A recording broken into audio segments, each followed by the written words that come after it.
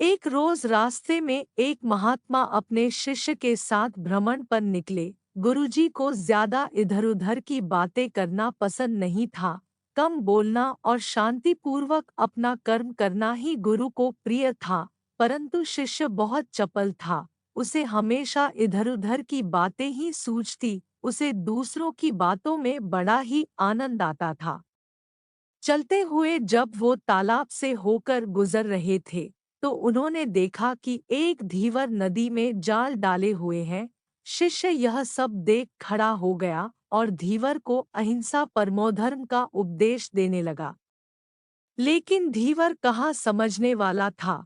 पहले उसने टालमटोल करनी चाहिए और बात जब बहुत बढ़ गई तो शिष्य और धीवर के बीच झगड़ा शुरू हो गया। यह झगड़ा देख गुरुजी, जो उनसे बहुत आगे बढ़ गए थे, लौटे और शिष्य को अपने साथ चलने को कहा एवं शिष्य को पकड़कर ले चले। गुरुजी ने अपने शिष्य से कहा, बेटा, हम जैसे साधुओं का काम सिर्फ समझाना है, लेकिन ईश्वर ने हमें दंड देने के लिए धरती पर नहीं भेजा है। शिष्य ने पूछा, महाराज को न तो बहुत से दंडों के बारे में पता है और न ही हमारे राज्य के राजा बहुतों को दंड देते हैं, तो आखिर इसको दंड कौन देगा? शिष्य की इस बात का जवाब देते हुए गुरुजी ने कहा, बेटा, तुम निश्चिंत रहो, इसे भी दंड देने वाली एक अलौकिक शक्ति इस दुनिया में मौजूद है, जिसकी पहुंच सभी जगह है। ईश्वर की दृष्टि सब तरफ है और वो सब जगह पहुंच जाते हैं। इसलिए अभी तुम चलो, इस झगड़े में पड़ना गलत होगा, इसलिए इस झगड़े से दूर रहो।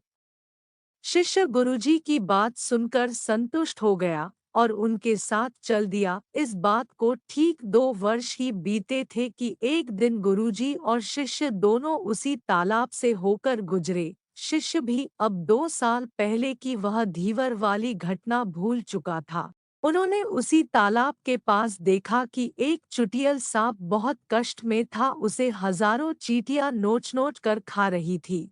शिष्य ने यह दृश्य देखा और उससे रहा नहीं गया। दया से उसका हृदय पिघल गया था।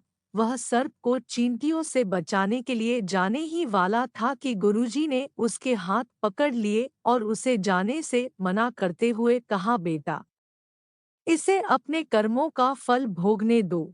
यदि अभी तुमने इसे रोकना चाहा तो इस बेचारे को फिर से दूसरे जन्म में यह दुख भोगने होंगे, क्योंकि कर्म का फल अवश्य ही भोगना पड़ता है।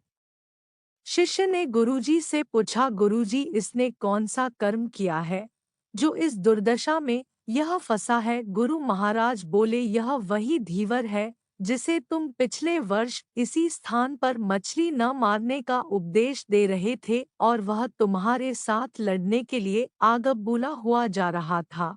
वे मछलियां ही चींटी है जो इसे नोच नोच कर खा रही है।